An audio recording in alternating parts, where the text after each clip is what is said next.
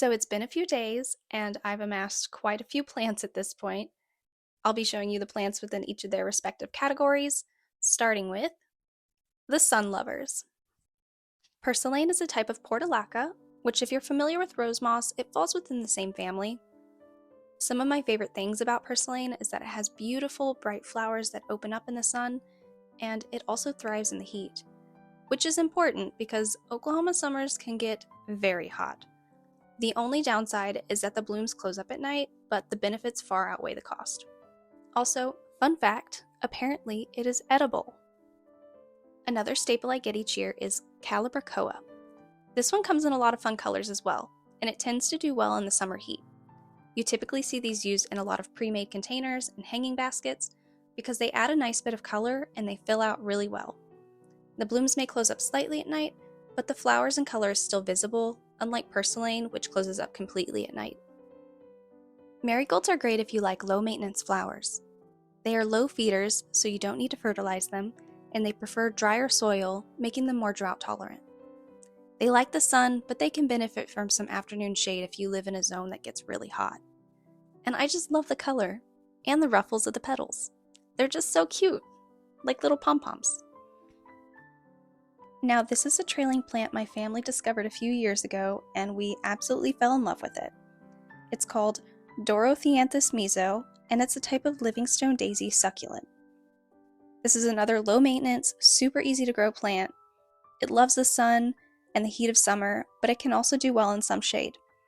It's got beautiful silvery blue undertones and little pinkish red flowers that pop up along the vine.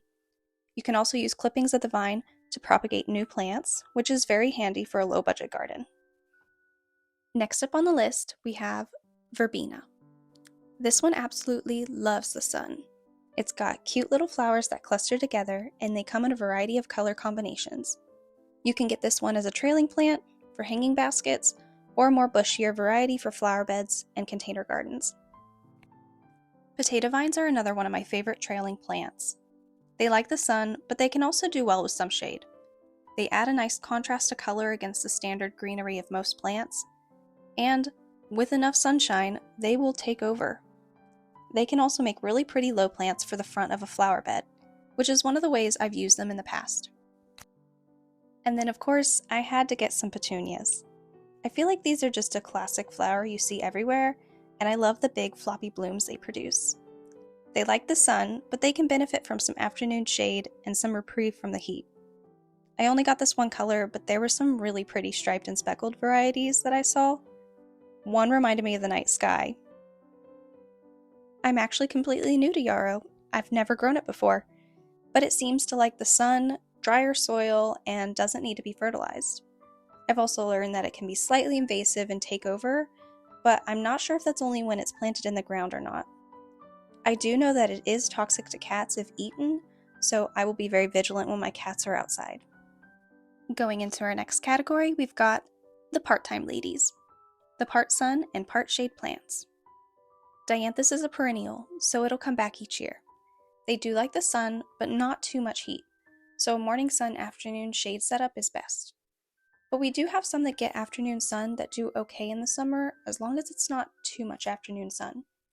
I have a few different varieties that I bought this year. This one has the traditional spiky petals that I usually associate with Dianthus, and these other ones I bought have more of the layered carnation look to them. Lamb's ear is also a perennial. I've never grown it before, but I loved the silvery green color and the soft fuzzy leaves. I know they're called lamb's ears, but they remind me more of bunny ears. It likes part shade in hot climates and likes a drier, poorer soil, so no fertilizer needed. It is prone to fungus and mildew if overwatered or if leaves are left wet too long, so I'll have to make sure I'm watering from the base and not over top. So these were a bit of an impulse buy because I don't know if they will do well outside. I typically see polka dot plants as indoor plants, so it'll be a test to see if I can keep them alive outside. They like humidity, so I've got that on my side, but they may wilt in the heat. Time will tell. So I got a couple different kinds of coleus, and as far as I can tell, I believe they're all sun variety coleus, so they should be okay in part sun. They like humidity and moist soil, so I may pair them with the polka dot plants, We'll see. But I really like the different types of leaves and colors on these three. I think they'll be a nice contrast to some of my flowers. Now, I remember having Globe Amaranth in the past, but I don't remember how well it fared in the summer heat. I do know too little sun will make them lanky and have fewer flowers, but they also like moister soil, so I'll have to strike that balance of enough sun for growth and enough shade so it doesn't dry out too much. Probably another morning sun, afternoon shade flower.